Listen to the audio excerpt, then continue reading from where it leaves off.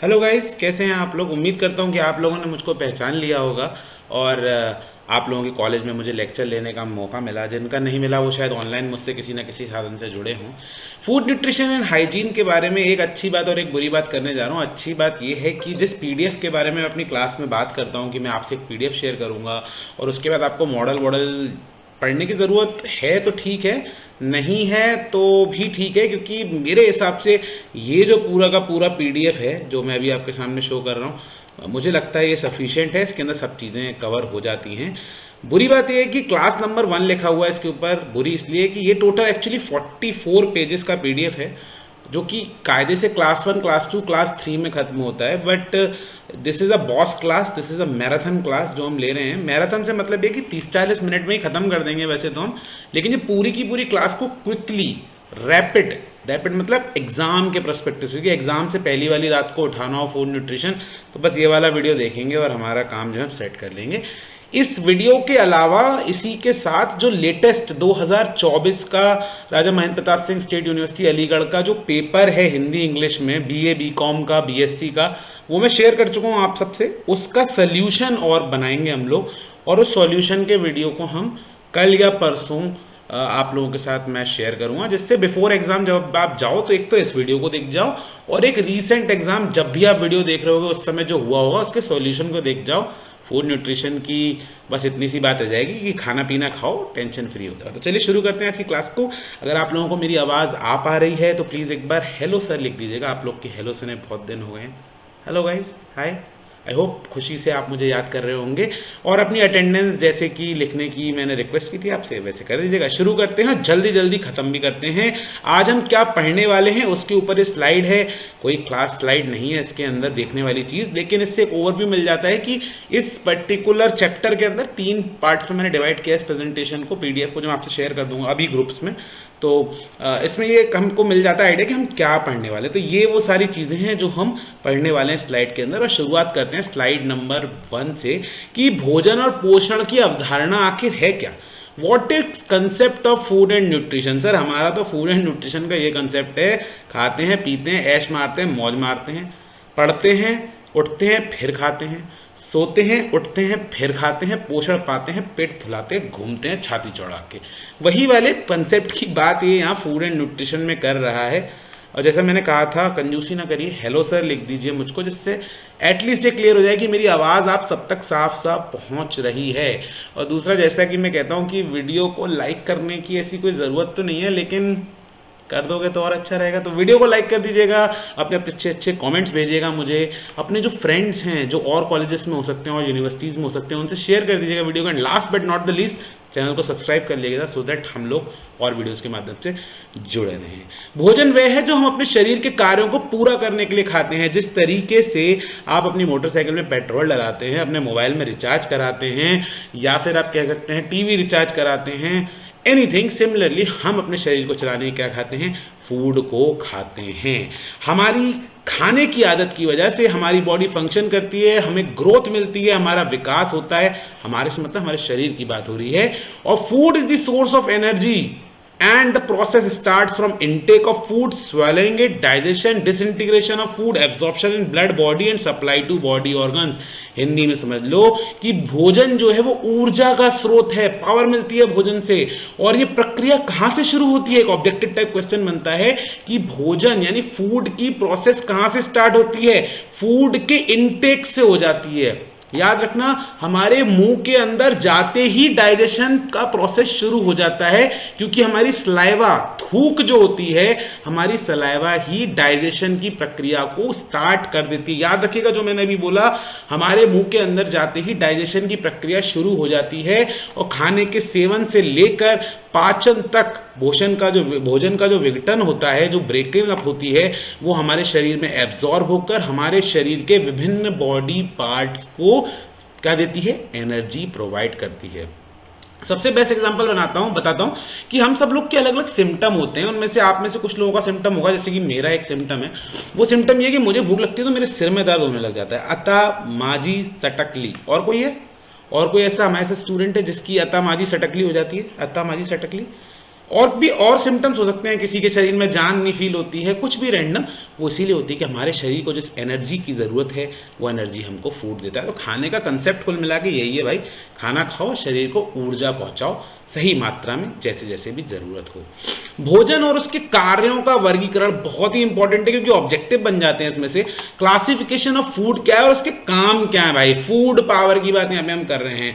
मैंने आपको live classes में, मतलब जब मैं फिजिकली आपके साथ प्रेजेंट था, मैंने बताया था कि खाने को जो क्लासीफाई करते हैं वो कहते हैं उत्पत्ति यानी ओरिजिन के आधार पर, और कार्य यानी फंक्शन के आधार पर, और केमिकल कंपोजिशन के आधार पर। भाई बहुत इंपॉर्टेंट तीनों पॉइंट हैं, अच्छे से याद कर लीजिएगा। उत्पत्ति मतलब कहां से मिल रहा है, मैंने बोला प्लांट ओरिजिन के फूड, और मैंने बोले पशु एनिमल ओरिजिन के फूड।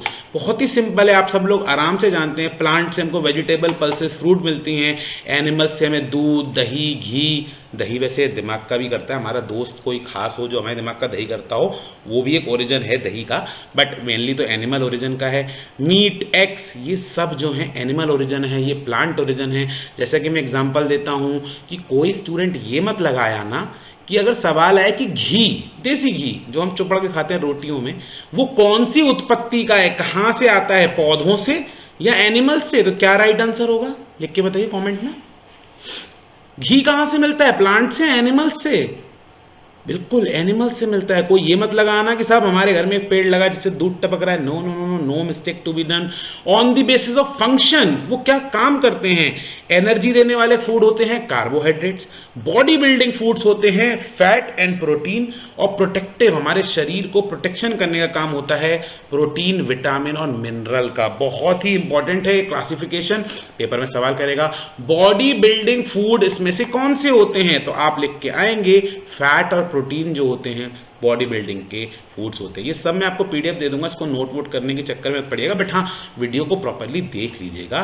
केमिकल कंपोजिशन के आधार पे कितने फूड की क्लासिफिकेशन किए गए हैं, 1 2 3 4 5 6, 6 आपके पेपर में सवाल आ सकता है। On the basis of chemical composition कितने आपके टाइप्स ऑफ फूड हैं, क्लासिफिकेशन में कितने हैं, 6 हैं। कार्बोहाइड्रेट, प्रोटीन, वसा, विटामिन, खनिज पदार्थ, पानी। इसकी स्लाइड जो अगली है उसको जरूर आपको देखना है।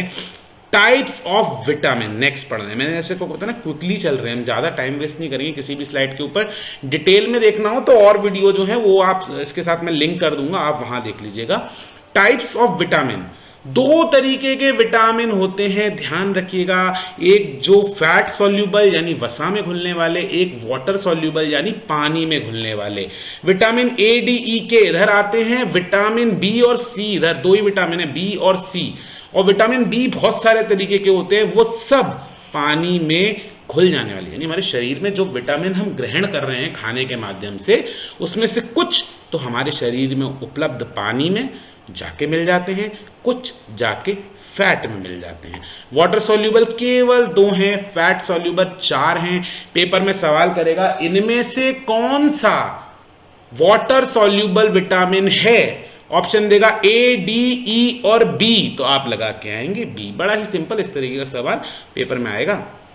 पेपर का सॉल्यूशन कराऊंगा तो आप देखेंगे कि ऐसे सवाल आए भी हैं। देखिए टाइप्स ऑफ विटामिन बी, हम टोटल कितने विटामिन देख रहे हैं, ए, डी, ई, के और सी, 5 तो ये रहे भाई, और इन 5 के अलावा ये 8 तरह के विटामिन बी और होते हैं, टोटल 13 हो गए।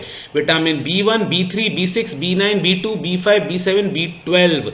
ये मैं स्लाइड आपसे शेयर कर रहा हूं इसीलिए कि आपको याद रखना है कि पेपर में सवाल आएगा कि बायोटिन कौन से बी वाले विटामिन को कहते हैं, 2 को, 5 को, 7 को, 12 को, B7। सब लोग लिखिए B7, B7 लिखिए जल्दी से,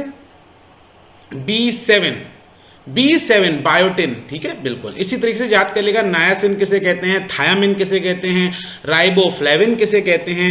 जैसे मैंने आपको पहले बता रखा है, विटामिन ए को कहते हैं, क्या कहते हैं, रेटिनॉल। विटामिन डी को कैल्सीफेरॉल। ये सब भी आगे मैंने एक जगह पे कंपाइल की हैं, इनके साइंटिफिक नेम जो हैं वो सब अच्छे से याद कर लीजिएगा।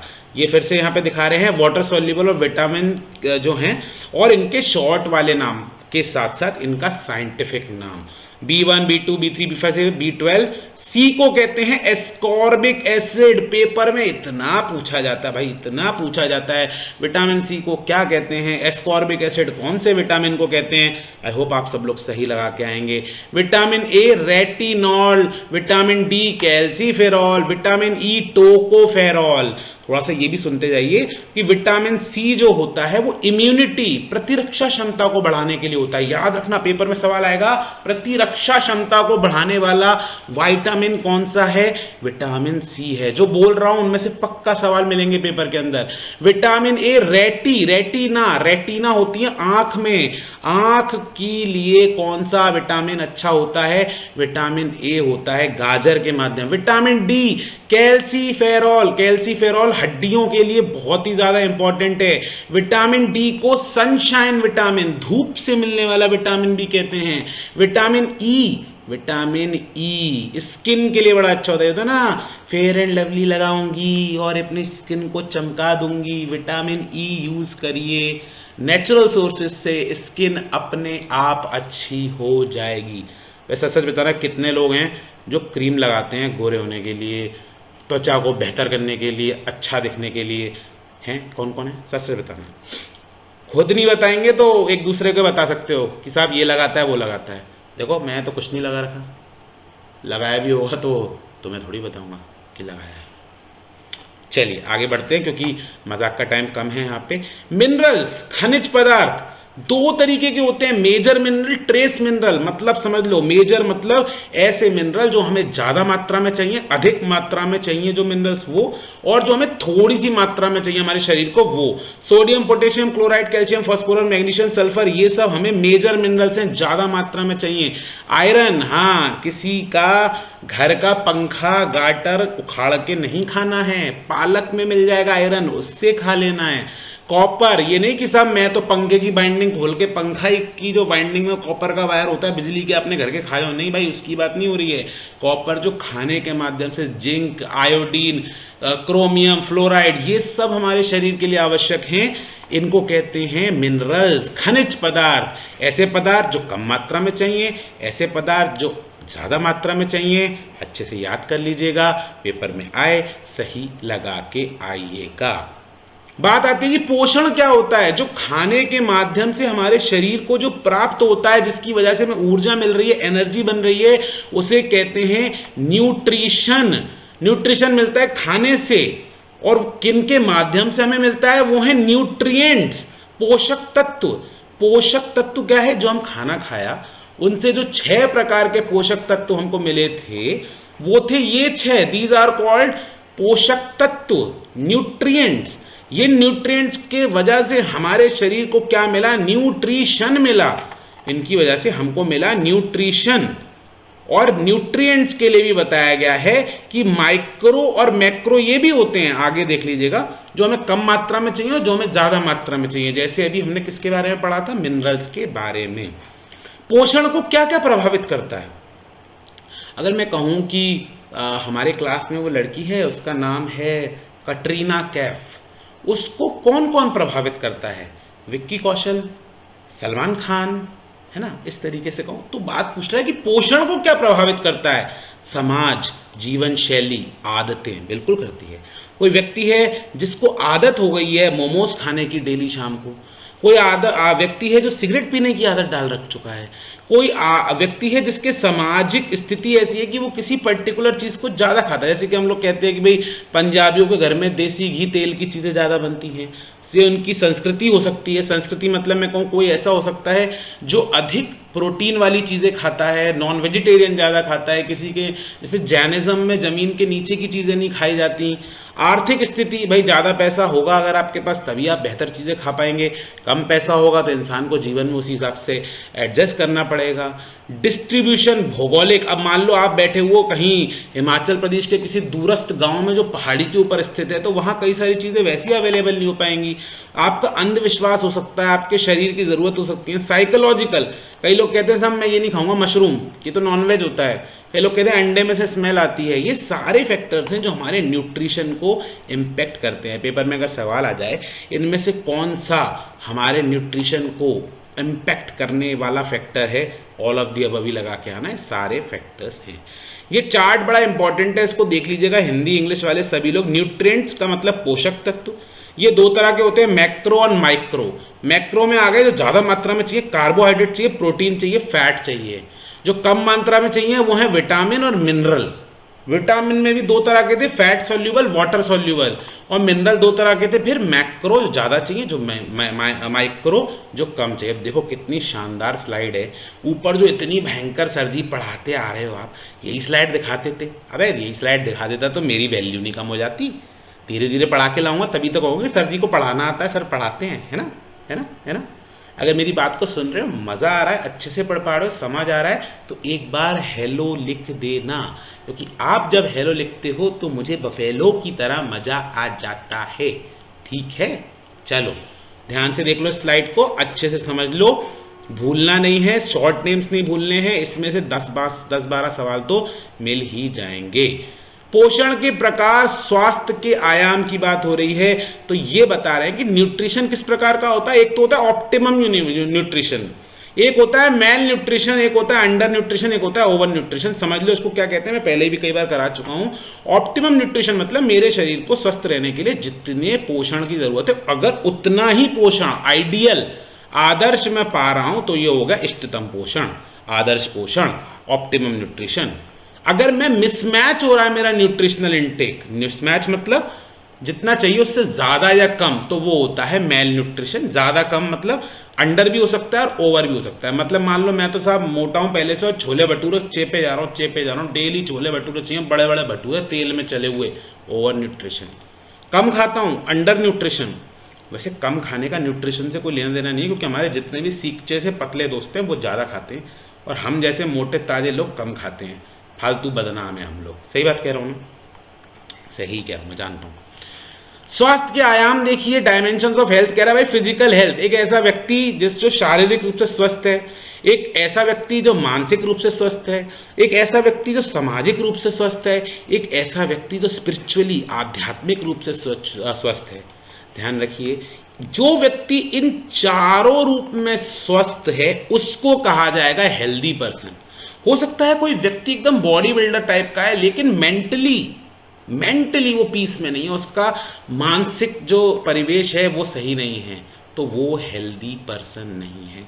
हो सकता है ना कोई बॉडी बिल्डर हो, लेकिन वो इतना परेशान है मन से कि फांसी लगा ले, या वो समाज में खड़े होने लायक नहीं है, सही से बोल नहीं पाता है, या डिस्टर्ब्ड रहता है, तो वो सब क्या चीज़ें हैं, हेल्थ की डायमेंशन हैं। तो फिजिकली, मेंटली, सोशली और spiritually WHO world health organization भी कहता है, विश्व स्वास्थ्य संगठन, कि ओवरऑल फिटनेस इसको कहते हैं, ना कि केवल बाहर से बढ़िया शानदार ऐसे बाइसेप दिख रहे हैं क्या? रुको एक मिनट दिखाता हूँ, ऐसे करके शानदार बाइसेप दिख रहे हैं, इसका ये मतलब नहीं है कि स्वस्थ हैं।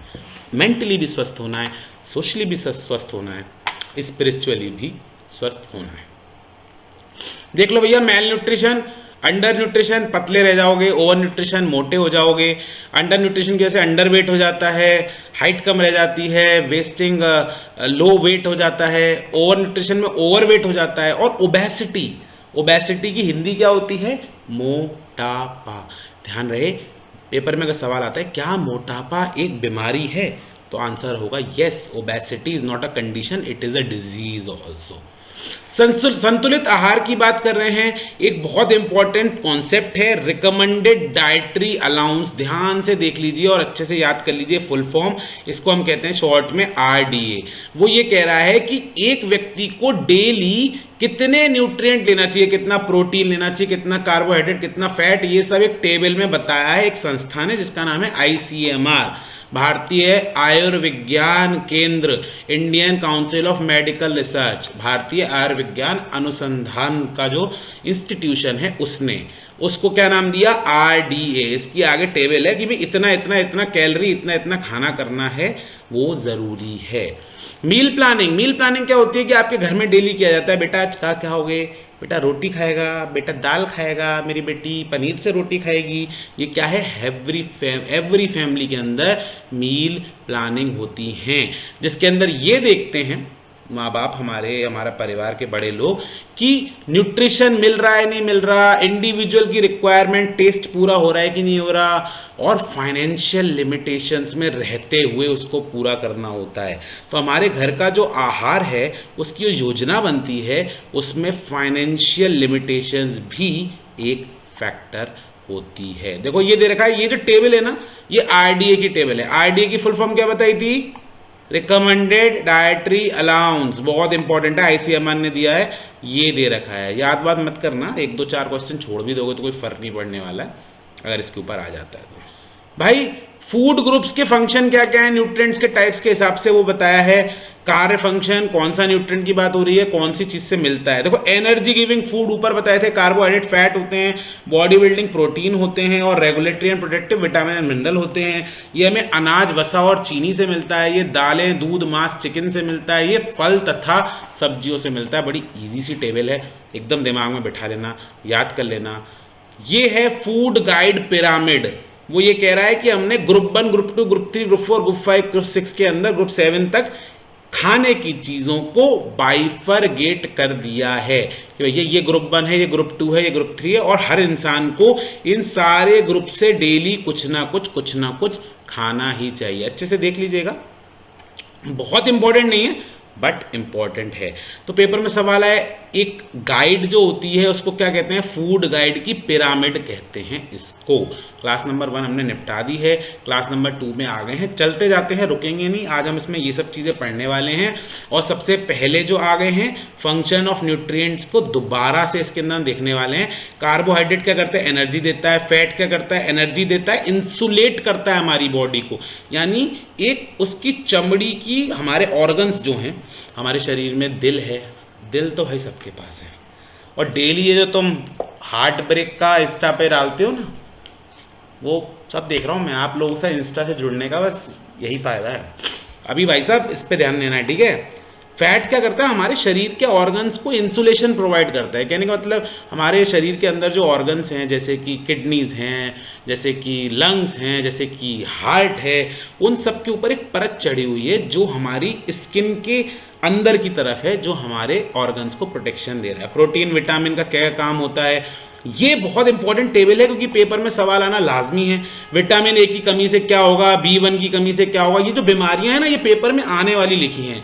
लॉस ऑफ विजन, बेरी, इसको नाइट ब्लाइंडनेस भी कह सकते हो। Scurvy, rickets, bone and tooth decay, goitre, iodine की कमी से गला ऐसा सूज जाता है, इसको कहते हैं गॉइटर।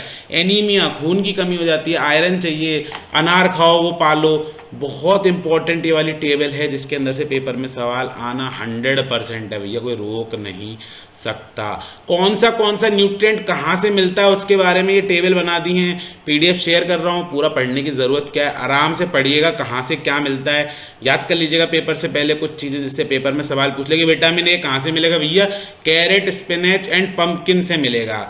और आयोडीन कहाँ से मिलेगा? Tomato, sweet pepper, carrot, garlic से मिलेगा आपको। सोडियम किस चीज़ से मिलेगा? सोडियम ब्रेन के बैलेंस के लिए बड़ा इंपॉर्टेंट होता है। ये सारी चीज़ें, सारी चीज़ें अच्छे से पढ़ लीजिएगा। न्यूट्रिएंट्स के फंक्शन, डेफिशिएंसी एंड सोर्सेज, इसके बारे में बताए हैं। ये मोस्ट इंपॉर्टेंट पॉइंट है। कह रहा है कि भाई शरीर में प्रोटीन टूटने से बचता है, यहाँ कह रहा है वसा मोटापे की ओर ले जाती है, फैट जो है वो ओबेसिटी की ओर ले जाती है। सही बात है, मैंने बताया था ज़्यादा फैट वाले आइटम खाओगे तो वो ओबेसिटी। ये इंपॉर्टेंट पॉइंट्स मैंने नोट कर दिए, इसीलिए नोट कर दिए कि ऑब्जेक्टिव पेपर के अंदर अगर इंपॉर्टेंट पॉइंट हमें याद होंगे ना, तो जैसे देखो विटामिन सी को एस्कॉर्बिक एसिड कहते हैं, विटामिन डी को कैल्सीफेरॉल कहते हैं, विटामिन डी को सनशाइन विटामिन कहते हैं, विटामिन के जो होता है वो ब्लड क्लॉटिंग, खून के थक्कों के लिए, रक्त के थक्कों के लिए इंपॉर्टेंट होता है, वाटर को H2O कहते हैं। और जनरल चीज़ें हैं जो आप सब लोग जानते हैं। इन वाली स्लाइड्स को पढ़ने से बस इतना एडवांटेज होगा कि पेपर में इनके ऊपर छोटा मोटा कोई सवाल आ जाएगा ना, तो आप लोग आराम से उसको लगा दोगे। कह रहा है whole grain cereals, fruits and vegetable. अच्छा, वो बोलते हैं ना कह रहा है, ये कुछ नहीं कह रहा है, जो भी कह रहा है मैं ही कह रहा है। क्यों कह रहा है? क्योंकि ये मैं नहीं बनाया ना, तो मैं ही कह रहा हूँ कि फाइबर जो है वो एक इंपॉर्टेंट रोल अदा करते हैं हमारे डाइजेस्टिव सिस्टम को। इसका मतलब ये नहीं है प्लास्टिक की चेयर, फाइबर की खाना शुरू कर दो। फाइबर जो खाने के माध्यम से मिलता है उसकी बात यहाँ पे की कर रहे हैं। अगला इंपॉर्टेंट कंसेप्ट, अच्छा वैसे आप लोग बोर हो रहे हैं क्या? अगर आप बोर हो रहे हैं तो लेट मी टेल यू, आज मैं शायरी वायरी कुछ भी नहीं सुनाने वाला हूँ कि गुलकन चीज़ क्या है आप पूरा पान लीजिए, उबल रही है चाय कप से छान लीजिए, और मेरा जीवन कोरा कागज़ कोरा ही रह गया, बिल्ली सारा दूध पी के कटोरा ही रह गया, ऐसा कुछ भी नहीं पढ़ाने वाला हूँ, क्योंकि 35-40 मिनट के अंदर तीनों क्लासेस को एक ही क्लास में मर्ज करके हमको ख़त्म करना है। शायरी सुनाने बैठ जाऊंगा, ये तो अभी मुंह से निकल गई, सुनाने उनाने नहीं बैठा होगा, शायरी सुनाने बैठ जाऊंगा तो कैसे काम चलेगा भाई, गड़बड़ हो जाएगा। तो भैया 1000 दिन के पोषण की अवधारणा को समझ लो। ये कहा है कि जो बच्चे के जीवन के पहले 1000 दिन होते हैं वो सबसे इंपॉर्टेंट होते हैं, अगर उसमें बढ़िया खाना पानी खाने को मिलेगा ना तो बंदा जो है ना एक नंबर बनेगा एकदम, ये बात कुछ कह रहा है इसके अंदर। और इन 1000 दिनों के अंदर जो माँ के, हमारी प्यारी प्यारी मम्मी, उनके लिए सब लोग कमेंट में लिखेंगे, क्या लिखेंगे, लव यू मम्मी लिखेंगे, लिख दीजिए भैया, अपनी मम्मी के लिए, मेरी मम्मी के लिए, अपने दोस्तों की मम्मी के लिए, सब लोग कमेंट में लिख दीजिए। इसलिए लिख दीजिए कि 1000 दिन का जो समय है इसके अंदर माँ की गर्भावस्था, प्रेगनेंसी पीरियड भी इंक्लूडेड है। तो यहाँ देखो इस तरीके से है, प्रेगनेंसी के समय, फिर बर्थ होने से लेके 6 महीने का समय, और 6 महीने से लेके 2 साल तक, इन 1000 दिन की बात की गई है कि ये किसी भी बच्चे के जीवन के अंदर सबसे इंपॉर्टेंट होते हैं न्यूट्रिशन के एंगल से।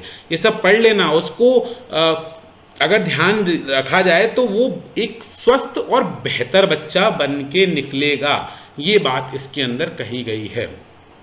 ये प्रोफेसर डेविड बार्कर ने 1980 में इसको सबसे पहले डिस्कस किया था। ये 980 नहीं बच्चों, 1980 है, ध्यान रखेंगे जब हम पढ़ेंगे इसके ऊपर।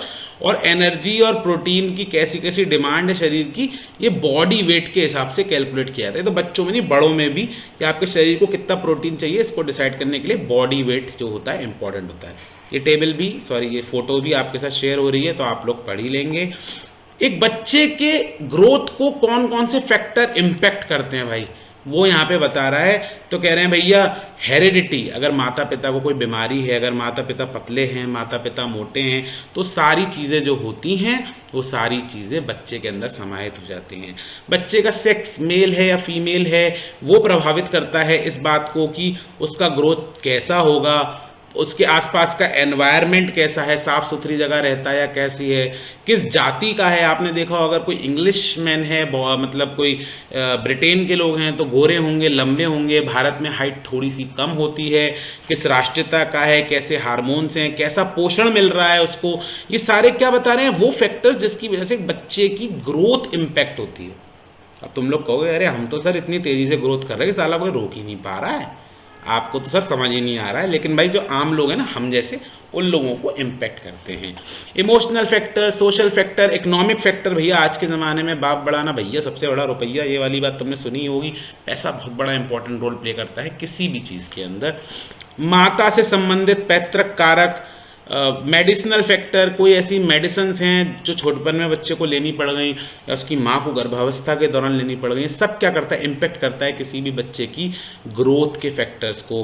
पैदा होने के बाद के फैक्टर्स, पैदा होने के दौरान के फैक्टर्स, माँ के पेट में होने के फैक्टर्स, एवरीथिंग इम्पैक्ट्स व्हाट, किसी भी बच्चे की विकास को इम्पैक्ट करता है। सभी लोग जरा फटाफट से एक बार यस सर या हेलो सर कुछ लिख देंगे, जिससे समझ में आ जाए कि हमने 40% 60% से ज़्यादा कवर कर लिया, 30-40% बचा है, अभी निपटाते हैं, ख़त्म करते हैं। ये पूरा गर्भावस्था के दौरान कैसा आहार लेना चाहिए उसके ऊपर है। ज़्यादा डिटेल में मैं घुसने इसलिए नहीं वाला हूँ क्योंकि आप सबको मैं PDF शेयर करने वाला हूँ, इसके डिटेल्ड वीडियोज़ अलग से बने हुए हैं, तो आप वैसे ही देख लीजिए कि भ्रूण तीसरे महीने में विकसित होता है और एक महिला के वजन में 30% तक की वृद्धि होती है। ऑब्जेक्टिव क्वेश्चन बनता है यहाँ पे कि 30% तक ये उसका वेट एक महिला का बढ़ जाता है। A pregnant women eats for 2, vitamin E जो होता है वो प्रेग्नेंट वीमेन को बहुत ज़्यादा ज़रूरी होता है क्योंकि किसी तरह के पॉइजन से, जहर से बचाता है शरीर के अंदर बनने से। मैग्नीशियम ज़्यादा चाहिए होता है क्योंकि फीटस जो होता है यानी जो भ्रूण होता है वो 1 ग्राम मैग्नीशियम 1 दिन के अंदर खा जाता है अंदर ही अंदर, हम सब ने खाई है माँ के पेट में। आयरन ज़्यादा चाहिए, वाटर ज़्यादा चाहिए, स्मोकिंग और एल्कोहल नहीं, वैसे भी नहीं लेनी चाहिए प्रेगनेंसी में, तो भैया बिल्कुल ही नहीं चाहिए। डाइट चार्ट प्रेगनेंसी ले जो महिलाएं हैं उनके लिए एक अलग डाइट चार्ट भी होता है, तो वो भी आगे हम लोगों ने यहाँ लिंक डाल रखा है मैंने PDF के माध्यम से, आप लोग चेक कर लीजिएगा। गर्भावस्था के दौरान कई तरह की जोखिम भी होती हैं, जैसे कि मॉर्निंग सिकनेस रहती है, उल्टी होना, इनडाइजेशन होना, कॉन्स्टिपेशन होता, बैक एक, लेग क्रैम्प, इंसोम्निया, नींद ना आना। सोचो ज़रा यार, मम्मी लोग कितनी कितनी यार कितनी मेहनत करती हैं, कितना दर्द सहना, कितनी समस्याओं को सहना उन 9 महीने में। तो भाई सब लोग अपनी अपनी मम्मी के लिए ताली बजा दो, अपने अपने घर पे बैठे हुए ऐसे करके। मैंने अपनी क्लास में ही बजवाई थी। ऐसे सेड लव यू मम्मी हम सब ने लिख दिया था। और चलो बढ़िया है, इमोशनल चीज़ें पढ़ने को मिल रही हैं इसके अंदर। प्रमुख जटिलताएं भी होती हैं, सब पढ़ लीजिएगा। हाई बीपी हो जाता है, ये फुल फॉर्म देख लीजिएगा। जेस्टेशनल डायबिटीज़ मेलिटस जीडीएम भी डेवलप हो जाता है। ये सारी चीज़ें आप लोगों को जनरली पता होनी चाहिए, पेपर में कोई सवाल आए तो ईजिली कर ले। एक सिंड्रोम है, एक तरीके की बीमारी, एक तरह की अवस्था, टॉर्च सिंड्रोम। तो टॉर्च सिंड्रोम का फुल फॉर्म पूछ ले तो ये होता है भैया टॉर्च सिंड्रोम का फुल, मतलब ये कह रहा है कि महिलाओं को मिलके ये सब बीमारियां हो सकती हैं ड्यूरिंग प्रेगनेंसी। मैंने लिंक दे दिए हैं, देखो सिंपली आप इन लिंकों पे क्लिक करना तो आप काफ़ी डिटेल्ड इसके बारे में स्टडी करने में पहुंच जाएंगे। और अब बात आई उस बात की जिसके बारे में आज भी हमारे यहाँ लड़ाई होती है, तो हम कहते हैं माँ का दूध पिया तो आजा लड़ ले। भाई बच्चे के पैदा होने के 30 मिनट के अंदर ब्रेस्ट फीडिंग बहुत ज़्यादा इंपॉर्टेंट है। और अगर नॉर्मल डिलीवरी है तो 30 मिनट, और अगर ऑपरेशन से बच्चा हुआ है तो माता जी को थोड़ा सा समय लगेगा ठीक ठाक अवस्था में आने में। 4 घंटे के अंदर बच्चे को दूध पीना बहुत ज़रूरी है। जनरली 2 साल का जब तक नहीं होता बच्चा, माँ का दूध पीना चाहिए। ब्रेस्ट मिल्क के अंदर भाई ल्यूकोइंटो, ये मैंने लिंक दिया है, ल्यूकोटिनहो का क्या होता है ब्रेस्ट मिल्क के अंदर पढ़ लीजिएगा। कोलेस्ट्रम कहते हैं, जो 5 से 7 दिन तक जो दूध माँ का आता है, एंटीबॉडीज प्रोटीन मिनरल के अंदर बहुत रिच होता है। और माँ के दूध को ना क्या कहूँ मैं, गोल्डन फूड कहा जाता है, मिरेकल फूड होता है ये। और अप टू 6 महीने तो बच्चे को केवल दूध माँ का पिलाना चाहिए। 6 महीने से 2 साल के बाद कॉम्प्लीमेंट्री फीडिंग यानी और चीज़ें भी धीरे धीरे अन्न भी देना शुरू करते हैं। फॉर्मूला फीडिंग आपने देखा मार्केट में इतनी तरह की सेरेलैक वेरेलैक ये सब कंपनियाँ चल रही हैं। और देखो अब तो लगभग 70% आज का हमारा कंप्लीट हो गया है। ये जो माँ हमें दूध पिला रही है उस माँ के लिए क्या क्या खाने की चीज़ें होनी चाहिए उसके ऊपर ये चार्ट है, देख लीजिएगा, समझ लीजिएगा। कुछ बहुत इंपॉर्टेंट नहीं है पेपर के नज़र से क्योंकि बहुत कॉम्प्लेक्स है, बट यार जो मम्मी हमको इतने प्यार से खिला रही हैं उन मम्मी को थोड़ा सा क्या खिलाना है ये भी तो गौर करना पड़ेगा। वैसे मैं सोच रहा हूँ ब्लैक टी शर्ट में ठीक ठाक ही लग रहा हूँ मैं, क्यों, क्या ख्याल है आप लोग का? बुराई लिख दो यार, लेकिन एक्टिव रहो। यहाँ पर एक्टिव रहना मोस्ट इंपॉर्टेंट है। लास्ट क्लास जो है, जो तीसरी क्लास होती, उसको हम स्टार्ट करने जा रहे हैं। आज हम क्या पढ़ने वाले हैं वो हम फिर छोड़ देते हैं क्योंकि ये सब कुछ इंपॉर्टेंट नहीं होता, जो पढ़ने वाले समझ में आ ही जाएगा। हम पढ़ने वाले हैं सामुदायिक स्वास्थ्य की अवधारणा, कम्युनिटी हेल्थ का कंसेप्ट। क्या कंसेप्ट है भैया कि समाज में जो हेल्थ होती है वो कैसे चलती है, क्या एक दूसरे से जुड़ी होती है? बिल्कुल जुड़ी होती है भाई। नाली से लेके सफाई तक हर चीज़ में हेल्थ जो है वो हम सब लोगों का एक जॉइंट एफर्ट है। ब्रॉडर वे में पूरे समाज के अंदर हॉस्पिटल हों, मेडिकल शॉप्स हों, एक दूसरे पे डिपेंडेंसी हो, वो सारी चीज़ें क्या हैं, हमारा एक ब्रॉडर कंसेप्ट है सामुदायिक स्वास्थ्य, कम्युनिटी हेल्थ का कंसेप्ट। जैसे कोरोना जब चला बहुत ज़्यादा, आप सब लोगों ने देखा ही है, सोशल डिस्टेंसिंग अगर हम एक दूसरे से कर पाए, वो कम्युनिटी में हमने बेटर एक्टिविटी करी, इसीलिए कोविड से थोड़ी सी बेहतर तरीके से डील कर पाए। वरना 150 करोड़ के लोगों का जो देश है ना, उसके लिए चीज़ें इतनी इजी नहीं होती हैं। वही चीज़ आ रही है सबसे पहले भाई, संचारी और गैर संचारी रोग, कम्युनिकेबल और नॉन कम्युनिकेबल डिसीज के अंदर आपको समझाने की जरूरत नहीं है, हमें बस डिफ्रेंशिएट करना आना चाहिए। जो एक व्यक्ति से दूसरे व्यक्ति में फैलता है उसे क्या कहते हैं, जल्दी टाइप करो। जो रोग एक व्यक्ति से दूसरे रोग में फैलते हैं उनको कहते हैं कम्युनिकेबल डिसीज, जो नहीं फैलते हैं उन्हें कहते हैं नॉन कम्युनिकेबल डिसीज। कोविड-19 लेटेस्ट एग्जांपल है, मतलब ऐसे डिसीज का जो फैलता है। और मलेरिया, एड्स, टीबी की फुल फॉर्म ट्यूबरक्लोसिस, एड्स की full form acquired immuno deficiency syndrome, typhoid हो गया, क्वाशरकोर एक दूसरे को नहीं फैलता, कैंसर नहीं फैलता, रिकेट्स नहीं फैलती, एलर्जीज व्यक्ति के अंदर होती है, बाहर नहीं फैलती। क्लासिफिकेशन याद कर लीजिएगा। एड्स की फुल फॉर्म जो मैंने बताई है लिख दीजिए कोई, टीबी, ट्यूबरक्लोसिस लिख दीजिए कोई। आगे बड़ा अच्छा सा पीडीएफ है ये, देख लीजिएगा उसमें भाई, ये सब हमको याद होना चाहिए। देखो ये टेबल बनाया मैंने, चिकन पॉक्स सबको होगी, माता निकल आना, उसके क्या सिम्टम्स हैं, क्या करना चाहिए, उसके अंदर वैक्सीन का नाम क्या है, इसके लिए कौन सा वायरस जिम्मेदार है, वेरिसेला जोस्टर, भाई पेपर में आने वाला सवाल। चिकन पॉक्स के वायरस का नाम बता दो। जनरली 10 साल से छोटे बच्चों को होता है, 72 घंटे के अंदर वैक्सीन लगनी चाहिए। मीजल्स की बीमारी, फीवर हो जाता है, आरएनओ प्राइमेक्सो वायरस की वजह से होता है। इन्फ्लुएंजा, आम भाषा में क्या कहते हैं इसको, कौन बताएगा? हाँ हाँ बिल्कुल सही, आम भाषा में फ्लू कहते हैं। फ्लू क्या होता है? Influenza A, flu B, flu C, 3 तरह के बताए हैं। जो ए वाला इन्फ्लुएंजा है वो सबको इम्पेक्ट करता है, बी वाला केवल ह्यूमंस को होता है, सी वाला भी केवल ह्यूमंस को होता है, एक से दूसरे में फैलता है, वाली बात ध्यान रखना, ठीक है। आगे चल रहे हैं हम लोग। कोविड-19 सब जानते हैं, इसके वायरस का नाम था SARS-CoV-2, हमारे रेस्पिरेटरी सिस्टम को। ट्यूबरक्लोसिस, टीबी की वैक्सीन BCG, भाई पेपर में 100% सवाल आया, क्वेश्चन आता ही रहता है। BCG किसकी वैक्सीन है? टीबी की। टीबी के लिए कौन सी वैक्सीन है? BCG। ऐसे करके सवाल पूछता रहता है। Polio also a communicable disease, polio का वायरस होता है 1st, 2nd, 3rd टाइप का। 5 साल से छोटे बच्चों सब लोगों ने हमें पोलियो की दवाइयाँ अपने बचपन से पी है। ऐसी हेपेटाइटिस ABCDE टाइप की होती है, cholera, typhoid, dengue, malaria, tetanus, HIV, AIDS, ये सब हमको इस पूरी की पूरी PDF को अच्छे से पढ़ लेना है। मैं इस वीडियो के नीचे PDF को डाउनलोड करने का लिंक भी डाल रहा हूं और WhatsApp ग्रुप्स में भी मैं शेयर कर रहा हूं। डायबिटीज, शुगर की बीमारी की बात कर रहे हैं, बहुत इंपॉर्टेंट है कि डायबिटीज होती है जेनेटिक और एक्वायर्ड। जेनेटिक मतलब जो हमें अपने माता पिता से मिली है, हमें परिवार से, वंश से मिली है। एक्वायर्ड मतलब मैं ही ऐसा पहले व्यक्ति उसको हो गया हो। टाइप 1 होती है जिसमें हमारे शरीर में इंसुलिन बनता ही नहीं है, और टाइप 2 होते कम बनता है, दोनों ही केस में दवाई लेनी पड़ती है। एक शब्द यहाँ यूज किया है, पॉलीयूरिया। पॉलीयूरिया का मतलब बहुत ज्यादा टॉयलेट आना, पेपर में सवाल आया। पॉलीयूरिया का मतलब बहुत ज्यादा टॉयलेट आना। थर्स्ट का मतलब बहुत ज्यादा प्यास लगना। हाइपरटेंशन, इसको ब्लड प्रेशर भी कहते हैं। यहाँ एक चीज ध्यान रखना, नॉर्मल ब्लड प्रेशर होता है 120/80, पेपर में सवाल कर ले, मैं वैसे लिख के भेज दूंगा अभी आप लोगों को ग्रुप में कई चीजें। 120/80 होता है। BMI, बॉडी मास इंडेक्स, इसकी फुल फॉर्म होती है वेट अपॉन हाइट, इसका फॉर्मूला होता है, बहुत जरूरी है। इसके ऊपर मैं फोटो जो है आप लोगों से शेयर करूंगा BMI के बारे में भी। अभी जब मैं वीडियो ये चल रहा होगा आपके सामने, उस समय मैं भी कॉपी पेन लेके आपके साथ साथ नोट करता चलूंगा कि मुझे आप लोगों से और क्या क्या शेयर करना है, और वो चीज़ें भी मैं आप लोगों को ग्रुप में पोस्ट कर दूंगा। देखो आखिरी 1-2 स्लाइड्स की तरफ आ रहे हैं, थोड़ा सा बने रहें। ऐसी इंटरनेशनल ऑर्गेनाइजेशंस की बात कर रहा है जो स्वास्थ्य के क्षेत्र में काम कर रही हैं, सबको पढ़ लीजिएगा। इंपॉर्टेंट क्वेश्चंस मैं कुछ बताता आ रहा हूं, जैसे कि ICDS जो है, ये गवर्नमेंट ऑफ इंडिया की एक स्कीम है। मिड डे मील MDMP कहाँ मिलती है? स्कूल में खाने को मिलती है, तो आपको पता है मिड डे मील प्रोग्राम क्या है? स्कूलों का है।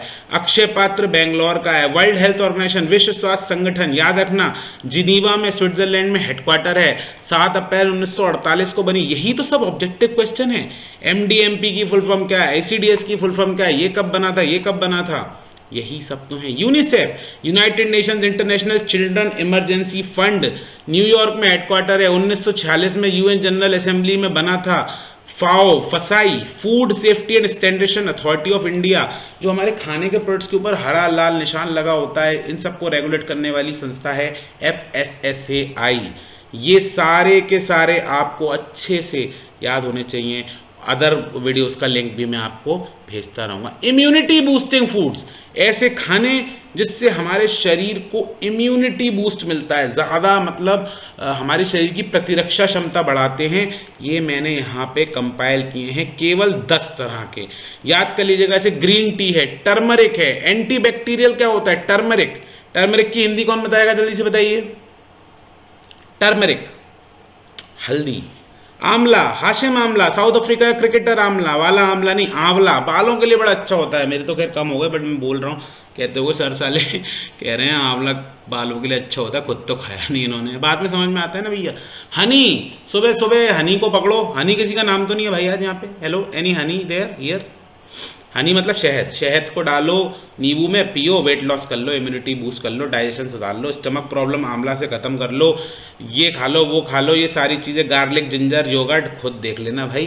पूरा का पूरा टेबल आप लोगों से शेयर कर रहा हूँ, इसको पढ़ना है, और इसके साथ प्रीवियस ईयर के क्वेश्चन पेपर का सोल्यूशन जो ऑलरेडी पढ़े हुए हैं वो टाइम मिल जाए तो देख लेना, नहीं हो तो मैं लेटेस्ट वाले का सॉल्यूशन वीडियो बनाऊंगा और आप लोग के पेपर से पहले 100% लिंक साइट डाल दूंगा, उसको देख के अपना काम हमको सेट कर लेना है। व्हाट्सएप ग्रुप से इसीलिए जुड़े रहिएगा फूड न्यूट्रिशन के बाद भी, कि उसी को हम सेकंड सेमेस्टर का, उसी को थर्ड सेमेस्टर का, उसी को फोर्थ का, उसी को फिफ्थ का, इस तरीके का मैं बनाता जाऊंगा उसको, किसको, ग्रुप को बनाता जाऊंगा आप लोगों के, इसीलिए वहीं पे जुड़े रहना। ये थी फूड न्यूट्रिशन की तीनों क्लासें भाई साहब। इसमें जो मैं एग्जिस्टिंग क्लास ले चुका हूं ना, उनके लिंक भी पोस्ट हो रखे हैं, ध्यान रखना। अगर आपको लगे कि सर ने क्लास 2 में, क्लास 1 में क्या पढ़ाया था, तो कुछ नहीं करना, ये लिंक है ना, इस वाले लिंक को क्लिक करोगे, इस वाले लिंक को क्लिक करोगे, सीधे मेरी क्लास 1 पे पहुंच जाओगे। यहाँ पे खत्म होता है फूड न्यूट्रिशन एंड हाइजीन का पूरा क्लास।